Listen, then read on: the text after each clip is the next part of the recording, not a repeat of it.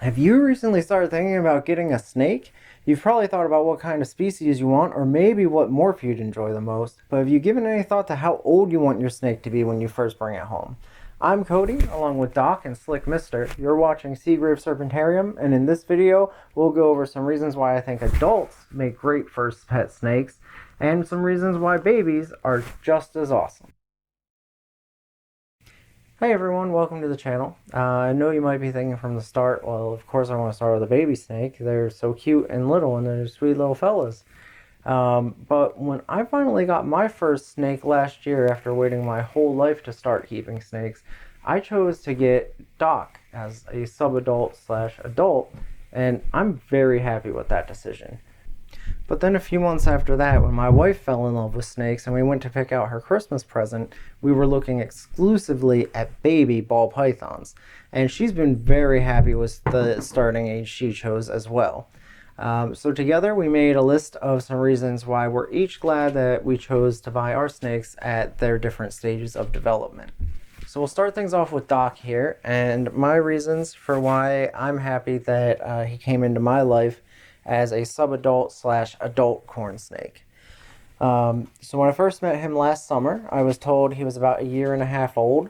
I don't have his exact hatch date. I can't confirm what I was told, but the exotic vet I take our snakes to agreed that she thought his age seemed more or less accurate. This means he might still have a bit of growing to do, but still he's already closer to his adult size than he is to his hatchling size. And it takes corn snakes about 2 to 3 years to reach adulthood, which is when their growth slows down significantly. If you didn't know that, all species of snakes grow their entire life. It just becomes more slow and minimal once they reach adult age. So before I go into my first reason for preferring that I start out with an adult snake, I just want to be clear. The snakes are very hardy animals, and once a snake is ready to leave the breeder or the pet store, they should already be well established, and you can almost always be certain that they'll be able to make it to adulthood and live out a normal, happy life. But at the end of the day, an older snake is just going to be more robust and less likely to be injured accidentally than a younger snake. This concern might be particularly important to people with young children who are generally more prone to making mistakes as a result of not really knowing how to be a person yet. Then there's the other aspect of them just being physically larger.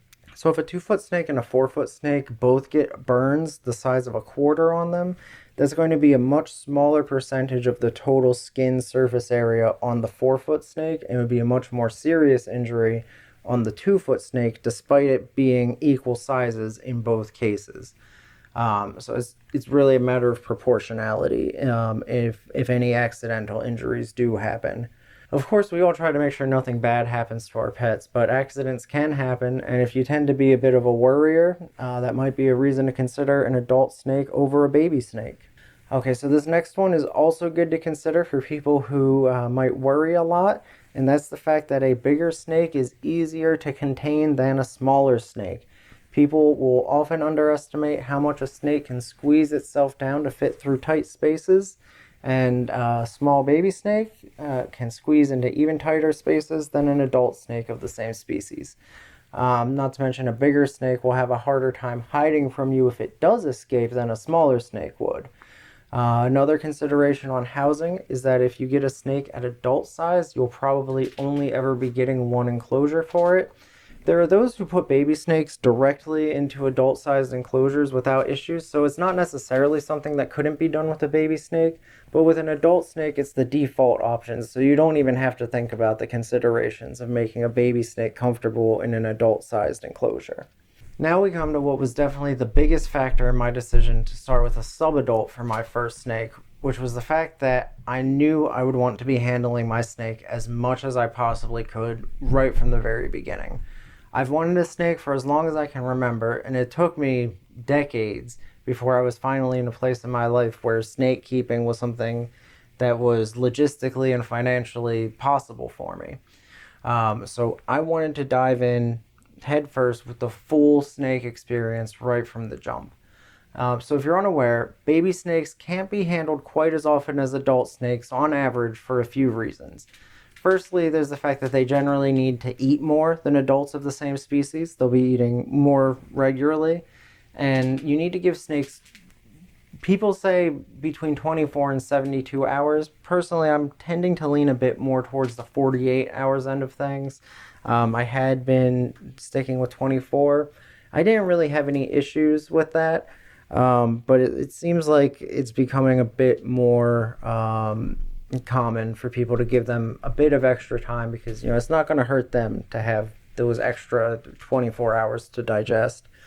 So anywhere between 24 and 72 hours after eating, you want to leave them alone to relax, thermoregulate, and digest without handling.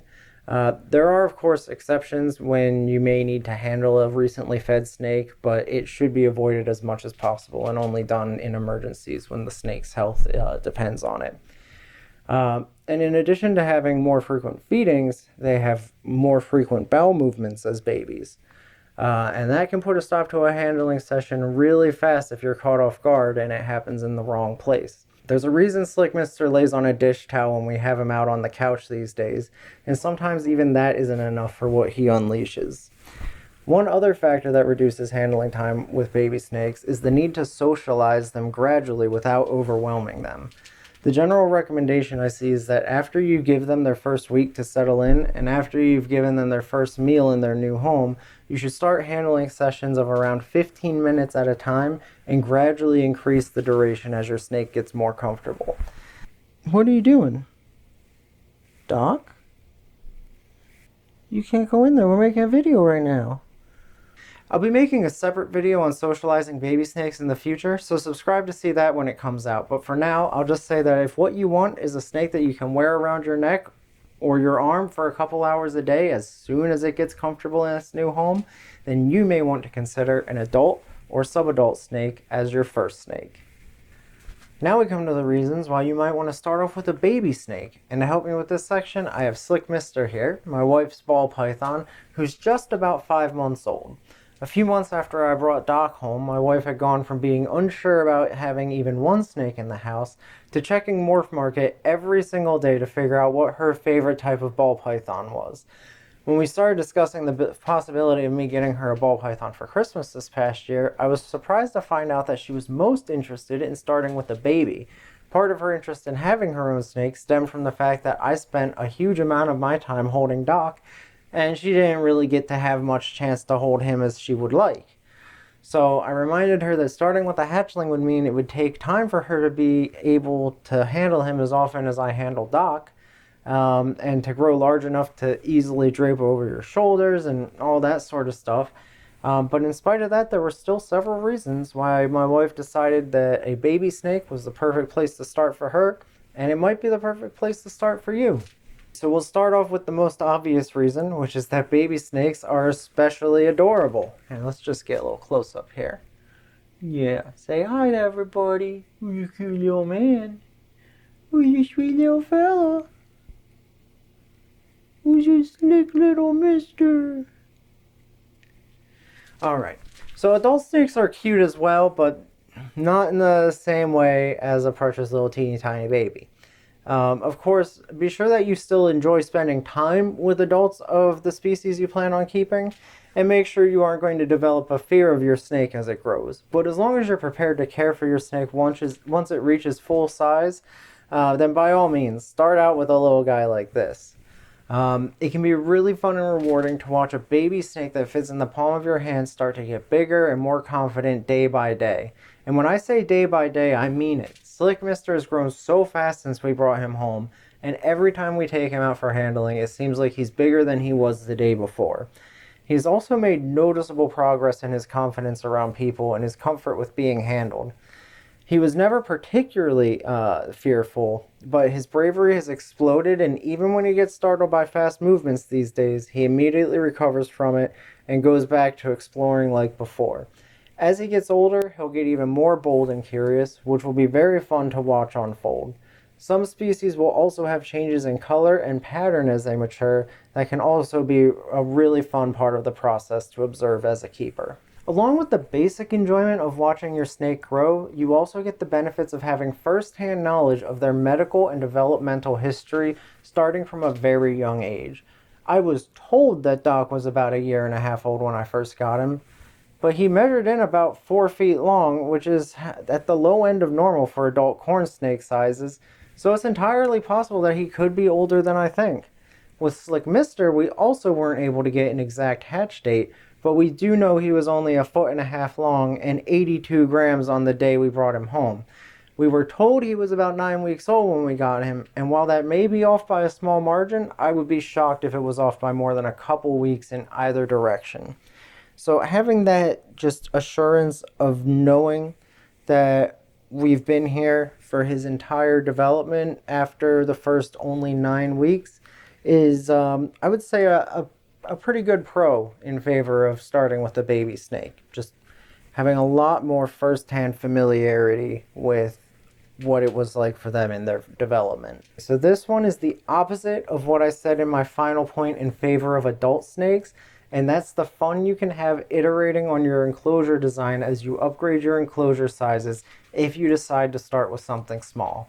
We started out Slick Mister with a relatively simple setup in a small enclosure, and now that we're getting his 4-foot enclosure ready, we know more about his personality and what sorts of things he might enjoy in his new enclosure.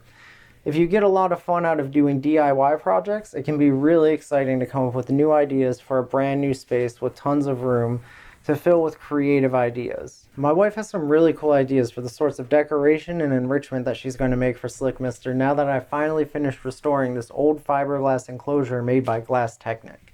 You heard that right. This is a reptile enclosure made out of fiberglass. Like a boat! They literally do not make them like this anymore, as Glass Technic is no longer in business and I can find almost no record of them ever existing at all online. If you're curious about what it's like to repair a couple of these things and how I got them to go from this to this, then you're in luck, because I decided when I bought them that I would film the whole process from start to finish so I could share it online with all of you lovely people. Now that the repairs are all done, all I have left to do is edit together the footage and add in commentary explaining what I'm doing throughout the process. Be sure to subscribe and turn on notifications so you'll know as soon as that video comes out. Until then, I'm Cody, this is Slick Mister, and you've been watching Seagrave Serpentarium.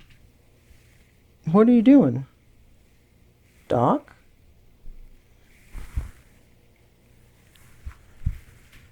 We're making a video. You can't go in there, we're making a video right now. We're making a video, buddy. You're gonna be a star. Yeah, you're gonna be a star.